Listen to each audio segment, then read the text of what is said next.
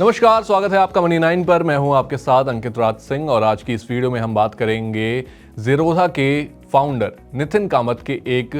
Tweet के बारे में, क्योंकि ये ट्वीट जो है वो बाजार की गिरावट को लेकर के है और बाजार में किस तरीके से जो ट्रेडिंग वॉल्यूम्स हैं उनमें गिरावट आ रही है उसको लेकर के नितिन कामत ने एक यहाँ पर चिंता जाहिर की है। नितिन कामत ने ब्रोकिंग सेक्टर को लेकर के एक अलर्ट जारी किया। सोशल मीडिया पर उन्होंने डेटा शेयर किया और बताया कि मार्केट में ट्रेडिंग वॉल्यूम में बड़ी गिरावट देखने को मिल रही है और सिर्फ ज़ीरोधा ही नहीं, ज़ीरोधा के साथ साथ सभी ब्रोकर्स पर करीब 30% से ज़्यादा ट्रेडिंग एक्टिविटी घट गई है। यानी कि जो ओवरऑल जो ट्रेडिंग होती थी बाजार में, जितने एक्टिव पार्टिसिपेंट्स थे, जितनी रोजाना की आप जो शेयर्स खरीदते थे, बेचते थे, ऑप्शंस में इतनी सारी खरीदारी हो रही थी, उसमें कहीं ना कहीं 30% की यहाँ पर जो है गिरावट देखने को मिल रही है ट्रेडिंग वॉल्यूम्स के अंदर। अगर इसको थोड़ा सा और डिफाइन करें, जिस तरीके से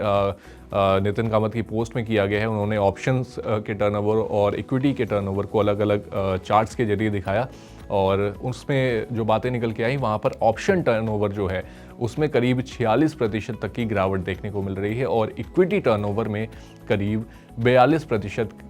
की जो है वो गिरावट देखने को मिल रही है। ये दोनों ही गिरावट इनके ऑल टाइम हाई से है। आपको बता दें कि नितिन कामत ने अपनी पोस्ट में कहा कि 15 साल में जब से वो इस बिज़नेस में आए, जब से वो ब्रोकिंग इंडस्ट्री के अंदर काम कर रहे हैं, तब से लेकर के अब तक पहली बार ऐसा हुआ है पिछले 15 सालों में जब ब्रोकिंग इंडस्ट्री में ग्रोथ होते हुए नहीं दिख रही है। उन्होंने कहा कि ऑप्शंस और इक्विटी टर्नओवर में तेज गिरावट भी हमें देखने को मिल रही है और अगर ऐसा ही चलता रहा तो कहीं ना कहीं ब्रोकिंग बिजनेस पर इसका बड़ा इम्पैक्ट देखने को मिलेगा। अब अगर ऑप्शंस और इक्विटी टर्नओवर में तेज गिरावट की बात करें तो ऑप्शन टर्नओवर जो इस समय पर है वो करीब 47,800 करोड़ रुपए के डेली टर्नओवर्स हैं, जो अपने ऑल टाइम हाई से करीब 46% डाउन है। और साथ ही इक्विटी टर्नओवर्स जो हैं वो भी करीब 88,000 करोड़ के आसपास हैं और जो अपने ऑल टाइम हाई से इस समय पर 42% डाउन यहाँ पर काम कर रहे हैं। साथ ही रिटेल ट्रेडिंग में भी हमें करीब 41% के वॉल्यूम में गिरावट देखने को मिल रही है। अब ऑप्शंस में सिर्फ 17,243 करोड़ और इक्विटी में 31,119 करोड़ डेली वॉल्यूम्स हमें देखने को मिल रहे हैं ट्रेडिंग में। और साथ ही नितिन कामत का मानना है कि 2025 में जो है वॉल्यूम्स और भी ज़्यादा गिर सकते हैं। इन सारे मुद्दों को दर्शाते हुए साथ ही उन्होंने एक बड़ा यहाँ पर जो है कॉशन भी दिया है मार्केट को लेकर के और साथ ही भारतीय बाजार में जिस तरीके से रिटेल इन्वेस्टर्स की जो पार्टिसिपेशन थी उसको लेकर के भी नितिन कामत ने अपनी पोस्ट में जिक्र किया। उन्होंने कहा कि सिर्फ भारत में 1 से 2 करोड़ लोग ही एक्टिव ट्रेडिंग कर रहे हैं। भारत में एक्टिव ट्रेडिंग की जो संख्या है वो इस समय पर सिर्फ 1 से 2 करोड़ लोगों की ही है। रिटेल की भागीदारी जो 2021 से लेकर के 2024 के बीच में बढ़ी थी, उसमें अब हमें तेजी से कमी देखने को मिल रही है। साथ ही लिक्विडिटी और वॉल्यूम कम होने की वजह से मार्केट का जो स्ट्रक्चर है वो भी कहीं ना कहीं अब बिगड़ता हुआ नजर आ रहा है और साथ ही मार्केट करेक्शन के चलते जो नए ट्रेडर्स हैं, जो नए ट्रेडर्स जो बाजार में एंटर करने वाले थे, उनमें भी कहीं ना कहीं अब हमें गिरावट देखने को मिल रही है। और साथ ही जब ट्रेडिंग वॉल्यूम्स कम हो रहे हैं तो इसका एक बड़ा असर सरकार के रेवेन्यूज़ पर भी पड़ेगा, जो कि कैपिटल गेन टैक्स और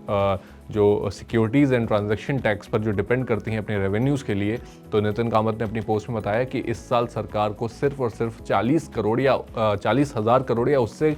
कम का ही रेवेन्यू कैपिटल गेन टैक्स से आता हुआ दिख सकता है, जबकि FY25 के लिए जो एस्टिमेट्स, जो टारगेट जो सेट किए गए थे सरकार की तरफ से, वो करीब 80,000 करोड़ के थे। यानी कि टारगेट मीट तो नहीं हो रहा है और साथ ही इस समय पर हमें टारगेट से हम करीब 50% दूर हैं। यानी कि FY25 खत्म होने वाला है और इस समय तक भी हम करीब 40,000 करोड़ के रेवेन्यू तक ही पहुँच पाए हैं। और साथ ही ट्रेडिंग वॉल्यूम कम होने की वजह से STT कलेक्शंस पर भी एक बड़ा असर हमें देखने को मिल सकता है, ऐसा नितिन कामत ने अपनी पोस्ट में शेयर किया। और साथ ही जब ये पोस्ट शेयर हुई तो इसके ऊपर भारत पे के को फाउंडर या एक्स को फाउंडर जो है अश्विनी ग्रोवर, उनका भी इस पर एक सुझाव आया, एक कमेंट आया। उन्होंने कहा कि कैपिटल गेन टैक्स को पूरी तरीके से हटा देना चाहिए। अश्विनी ग्रोवर ने कहा कि मार्केट खुद से ठीक नहीं होंगे, इनको स्ट्रक्चरल चेंजेस की ज़रूरत है। साथ ही कैपिटल गेन टैक्स हटाकर मार्केट में जो है लिक्विडिटी को भी बढ़ाया जा सकता है और साथ ही ट्रेडिंग पर टैक्स कम करने की वजह से जो वॉल्यूम्स अब घटते हुए नजर आ रहे हैं, उन वॉल्यूम्स में भी हमें तेजी देखने को मिल सकती है।